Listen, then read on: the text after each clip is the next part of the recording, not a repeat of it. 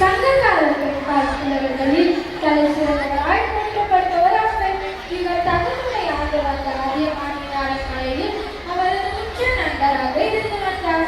பாடல் மரபை சேர்த்தவர் கல்வியில் சிறந்த விளைவுகளோடு நினைத்த மாத்திரத்தில் கவிப்பாடும் ஆற்றல் பெற்றவராக இருந்தார். தன் கவித்திரத்தால் அவ்வை அழைப்பு நாடகமாக நடித்து காட்ட வருகின்றனர் நம் மாணவர்கள். காண்போமா?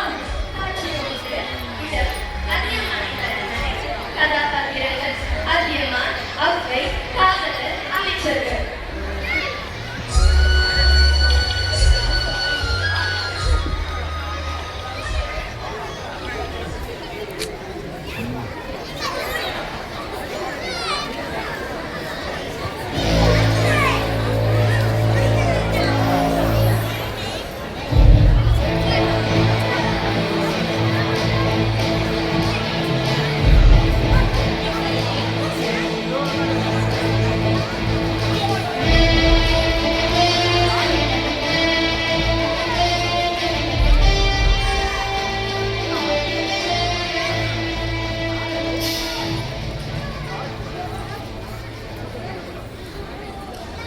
செங்கோல் வளையா மன்னா, வறியோருக்கு பசிப்பினி போக்கும் வேண்டே. வாழ்க மன்னர் மன்னா. வேண்டே, தங்களின் திருவடிகளுக்கு என் பணிவான வணக்கங்கள். உம்மை காண அவ்வை வந்துள்ளார். தங்கள் மீது சினம் கொண்டவராய் காணப்படுகிறார். அவர் நம் நாட்டை விட்டு புறப்பட தயாராகி விட்டாராம். இது என்ன விபரீதம்? காவலர், உடனே அவரை அழைத்து வாருங்கள். ஆகட்டும் அண்ணா.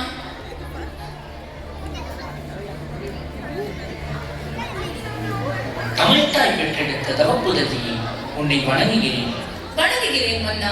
நான் உன் நாட்டை விட்டு புறப்பட்டு வேறு தேசம் செல்ல உள்ளேன். வருகிறேன். அண்ணே, தாங்கள் என் நாட்டை விட்டு புறப்பட உள்ளீரா? ஏன், தங்களை கவனித்துக் கொள்வதில் ஏதேனும் குறைபாடு நேர்ந்ததா? அல்லது வீரர்கள் யாரேனும் தவறு இழைத்து விட்டனரா? தவறு செய்தது உமது வீரர்கள் அல்ல, நீர்தான். என்னது, நானா? ஆம், நீர் எனது தகுதி இன்னது என்பதை அறிவீரோ? உம்மை விட்டால் என் போன்ற புலவர்களுக்கு நாதி இல்லையா? வேறு புகலிடம் தான் இல்லையா? யாம் எத்திசை சென்றாலும் அத்திசையில் எம்மை வரவேற்று உபசரிக்க பலர் உண்டு. இதனை நீர் அறிந்ததில்லையோ? அறிவேன் தாயே. ஆனால் தாங்கள் இவ்வளவு சினம் கொள்வதற்கு காரணம் என்ன? உன் வள்ளல் குணத்தை புலவர்கள் பலர் கூற கேட்டு வியந்து உன்னை சந்திக்க இங்கு வந்தேன். நான் இங்கு வந்து பல நாள் கடந்து விட்டது. என்னுடன் வந்த பாணர்களுக்கும் எனக்கு பின் வந்த பாணர்களுக்கும் அவர்கள் தகுதியறிந்து பரிசுகள் அள்ளி கொடுத்து கௌரவித்து அனுப்பினாய்.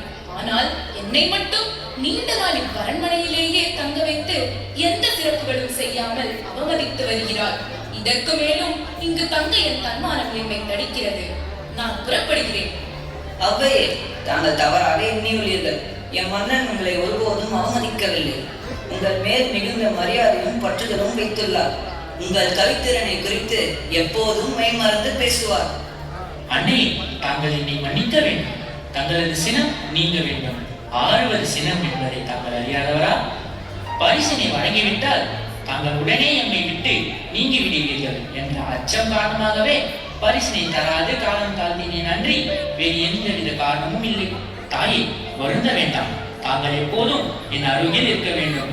தங்கள் தமிழ் புலமையை கேட்டு என்றும் இன்புற வேண்டும் என்ற சுயநலமே இதற்கெல்லாம் காரணமானது.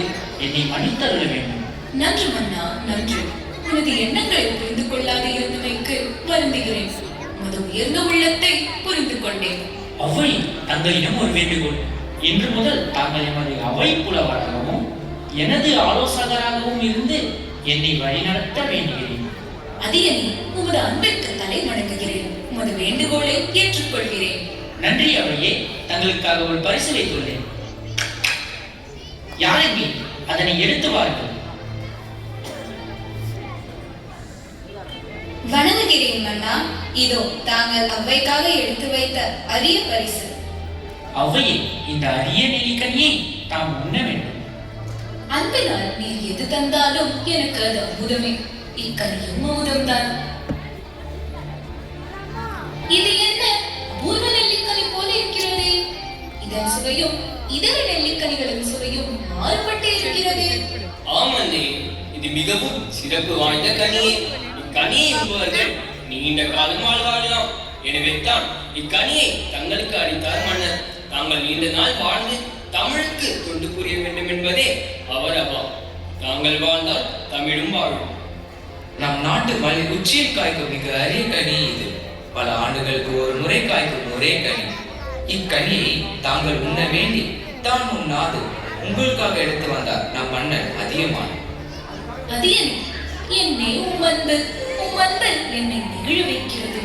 இம்மாசற்ற அன்பை பெற நான் என்ன தவம் செய்தேனோ? இறைவா, இத்தகைய உயர்ந்த நட்பை எனக்களித்தமைக்கு மிக்க நன்றி. அம்மையே, உமது நட்பு என்றும் எனக்கு கிடைக்க வேண்டும். இத்தகைய பேரு ஒன்றே நான் என்றென்றும் விரும்புகிறேன்.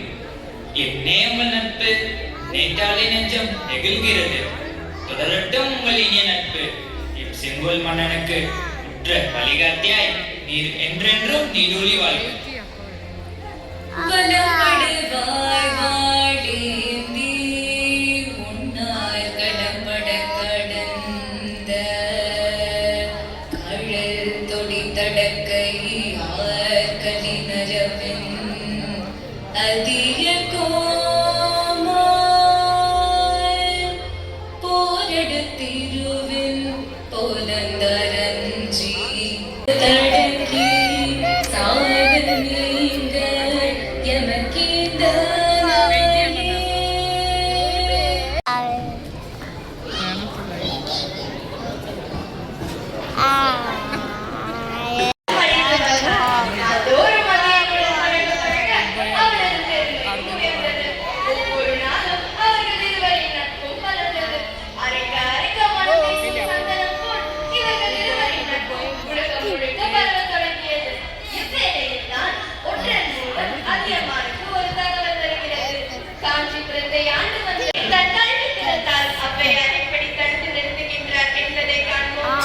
காட்சியிலிருந்து இடம் போர் பயிற்சியகம் கதாபாத்திரங்கள் அவை அதியமான் காவலர்கள் வீரர்கள்.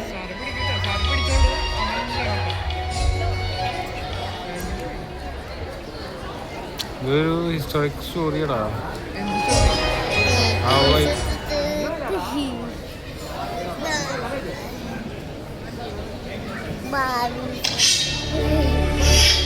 അവിടെ നോക്ക്.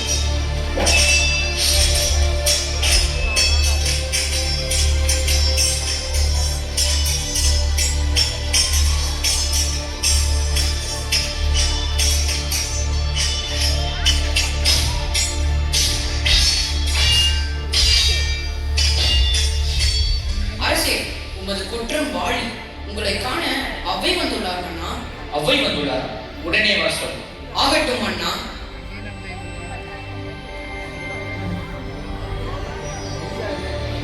வணங்குகிறேன் அவையே. தங்களின் செங்கோல் சிறக்க என் வாழ்த்துக்கள். நன்றி அவையே. தாங்கள் சரியான தருணத்தில் இங்கு வந்து உள்ளீர்கள்.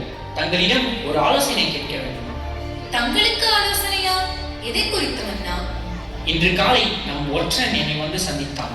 ஒரு முக்கிய தகவலையும் அவன் கூறினான். அந்த தகவல் என்னவென்றால், தொண்டை நாட்டு அரசன் நம் நாட்டை கைப்பற்ற திட்டம் தீட்டியுள்ளான். போருக்கு தயாராகி கொண்டிருக்கிறான். என்னவண்ணா, தங்களுடன் தொண்டைமான் அரசன் போர் புரிய எண்ணியுள்ளாரா? ஆமண்ணே, அதனால் தான் நம் வீரர்கள் போருக்கு தயாராகி வருகின்றனர். அரசவையில் தாங்கள் இல்லாமல் பயிற்சி கூடத்தில் இருக்கும் போதே சிந்தித்தேன், இது போன்ற ஏதோ ஒரு தகவல் இருக்கும் என்று. ஆனால் தற்போது போர் தேவையா அண்ணா? போர் நடந்தால் நம் வீரர்கள் ஆயிரக்கணக்கானோர் அடிவார்கள் அல்லவா? அவ்வை பிராட்டியே, உயிருக்கு பயப்படுபவர்கள் நாங்கள் என்று நினைத்தீர்களா? ஒருபோதும் அல்ல. எங்களது பயிற்சியை கண்டீர்கள் அல்லவா? நம்மோடு போர் புரிய அவர்கள் தான் அச்சப்பட வேண்டும். அவர்களே அச்சமின்றி நம்மோடு போர் செய்ய திட்டம் போடும் போதே நாம் பின்வாங்குவதா? ஒருபோதும் அது நடக்காது. ஆமாவை, 1000 போரை கண்டவர்கள் நம் மன்னனும் வீரர்கள். நம்மோடு போர் புரிய அவர்களுக்கு என்ன தைரியம் வேண்டும்? நிச்சயம் நம் வாளுக்கு தொண்டை நாட்டு வீரர்கள் இரையாக போவது உறுதி. நீங்கள் அச்சம் கொள்ளாதீர்கள் அவையே. நம் வீரர்கள் மடிந்தால் என்ன, அவர்கள் வீரர்கள் மடிந்தால் என்ன, உயிர்கள் பிரிய போவது உறுதிதானே. போர் செய்ய முடிவு நம்முடைய வல்லவே, தொண்டைமான் மன்னனுடைய தானே. திட்டம் அவருடையதாக இருக்கலாம், ஆனால் மரணம் நிகழப் போவது இரு நாட்டிலும் தானே. அதற்காக என்ன செய்ய முடியும்? போரை தடுத்து நிறுத்தவா முடியும்? அவ்வாறு தடுத்து நிறுத்த யாராலையும்? என்னால் முடியும். நான் சென்று தொண்டைமானிடம் பேசி பார்க்கிறேன். ஔவையே, நீங்கள் தொண்டை நாட்டிற்கு செல்ல போகிறீர்களா? வெகு நீண்ட பயணம் அது. தங்களால் இயலுமா? இயலும் மன்னா. தங்களுக்கு கிடைத்த அரிய நெல்லிக்கனியை எனக்காக ஈந்தீர்கள். உங்களால் 1000 உயிர் மடிந்தது என்ற பெயர் உங்களுக்கு வர நான் விடமாட்டேன். நான் சென்று வர அனுமதி தர வேண்டும். அவ்வை தன் கல்வி திறத்தால் எதையும் சாதித்து காட்டுவார். எனக்கு நம்பிக்கை உண்டு. சரி ஔவையே, தாங்கள் சென்று வாருங்கள். உங்கள் வருகைக்காக காத்திருப்பேன்.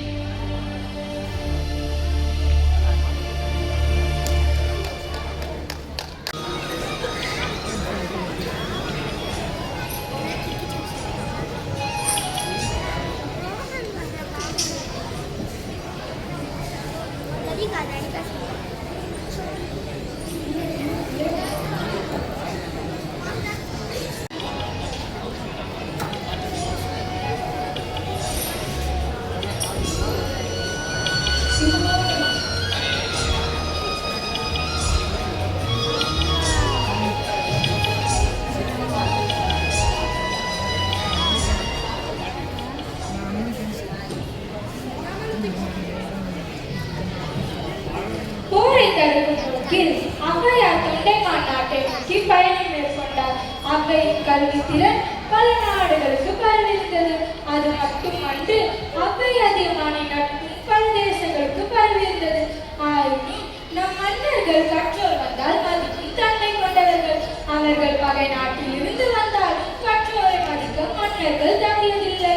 அவ்வாறே ஔவையை வாழ்த்தி வரவேற்கின்றான் தொண்டை மன்னன். அதற்கு பின் என்ன நடக்கிறது? ஔவை எவ்வாறு போரை தடுத்து நிறுத்துகிறார் என்பதை காண்போம் வாருங்கள். காட்சி 3. இடம் தொண்டைமானின் அரண்மனை. கதாபாத்திரங்கள் தொண்டைமான், ஔவை, காவலர், அமைச்சர்கள்.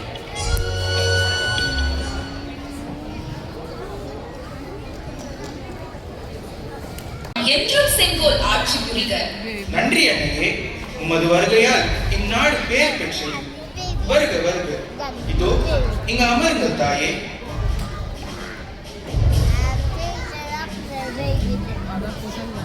அவ்வை, தாங்கள் இப்போது தகடூரில் அதியமானுடன் இருப்பதாக செய்தி. ஒற்றர்கள் மூலம் எங்கள் எண்ணம் என்ன என்பதையும் தாங்கள் அறிந்திருப்பீர்கள். அவ்வாறு இருக்கையில் பகை நாடு என்றும் பாராமல் இங்கு தாங்கள் வந்திருப்பதின் நோக்கம் என்னவோ? ஒருவேளை எங்கள் நாட்டு மன்னருடன் போர் புரிய அதியமான் பயம் கொண்டாரோ? அதனால்தான் தாங்கள் தூதாக வந்துள்ளீரோ? அமைச்சர்களே, அவ்வை வந்ததன் நோக்கம் எதுவாக வேண்டுமானாலும் இருக்கலாம்.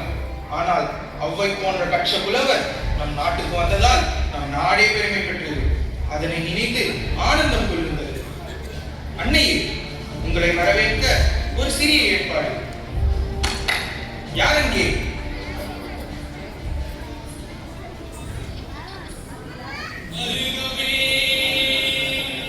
வணங்கியே வரவேற்போம், வருகவே செந்தமிழில் கவி பாடி உள்ளமார வரவேற்போம்.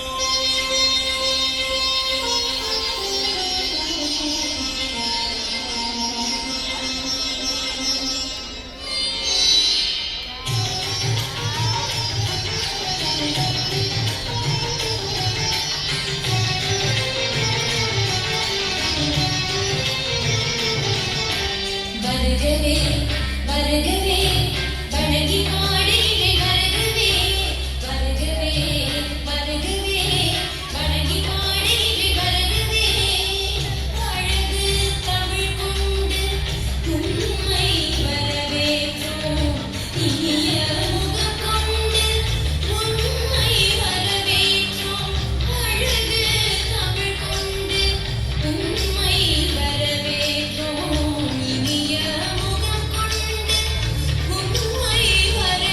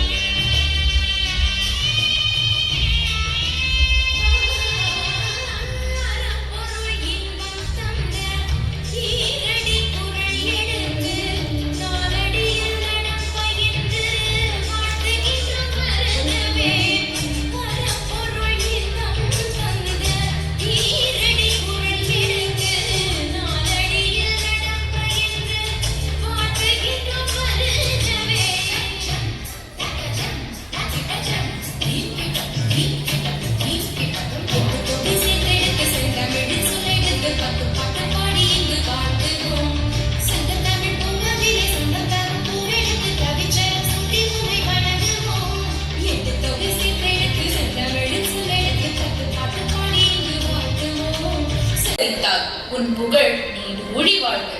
நன்றி அன்னையே. தாங்கள் என்னோடு வர வேண்டும். வந்து எங்கள் ஆயுத கிடங்கை பார்வையிட வேண்டும். அதற்கென்ன மன்னா, வருகிறேன்.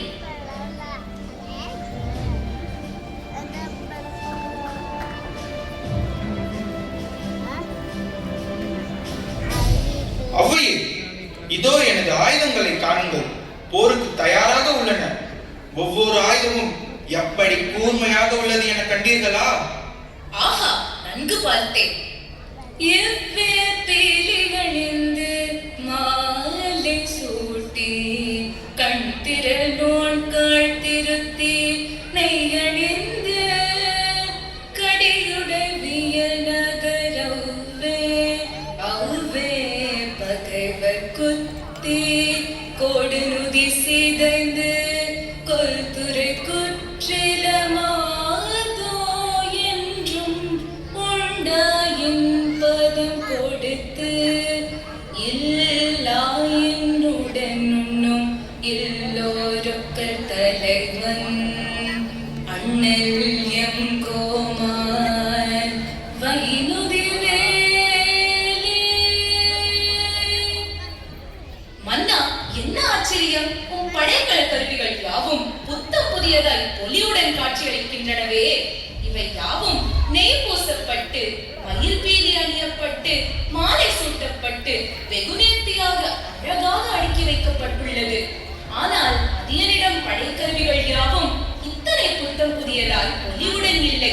அவை யாவும் பல முறை போரில் பயன்படுத்தப்பட்ட காரணத்தால் நுழைந்து காணப்படுகிறது. மேலும் அவை யாவும் எப்பொழுதும் பொன்னனது உலைக்களத்திலேயே உள்ளன. அவ்வை பேச்சில் ஏதோ புதிர் உள்ளது போல் தெரிகிறது. புரியவில்லை அமைச்சரே.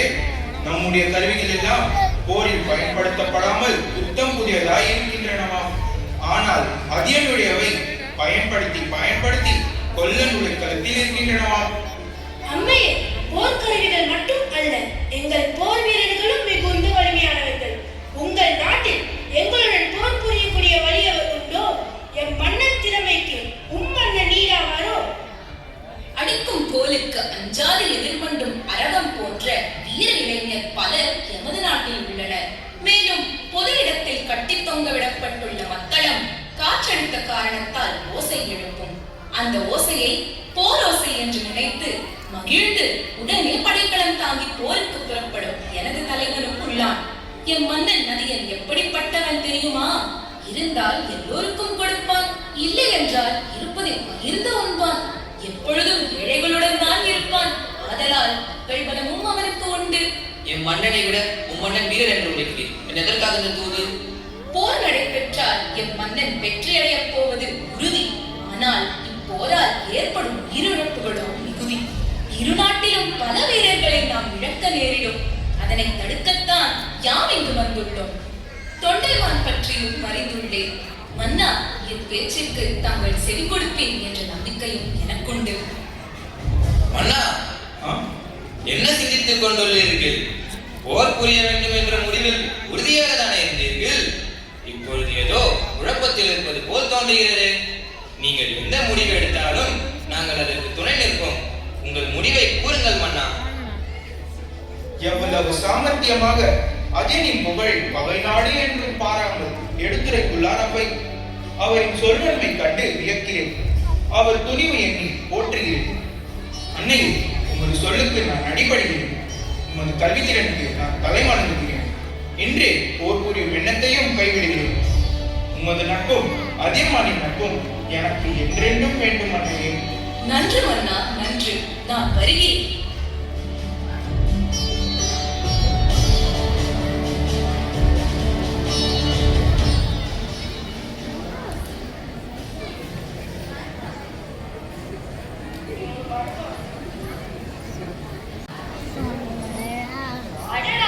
எத்தனை சாதித்தியம் என்ற அன்னைக்கு தன் சொல் பிறத்தார் பகை நாட்டு மன்னனின் மனதையே மாற்றிவிட்டாரே. இல்லத்தில் அஞ்சாத நெறிகளும் திமிர்ந்த ஞான செருக்கும் என்று பாரதியார் அப்பையை மனதில் நிறுத்திதான் பாடியிருப்பாரோ? இருக்கும் மனிதனின் வாழ்வை செம்மைப்படுத்துவதும் கல்வி, மனிதனை முழுமை பெற செய்வதும் கல்வி. கேடில் விழிச்செல்வம் கல்வி என்று மற்றவர் முதற்கொண்டு கல்வியின் மிக்கதோ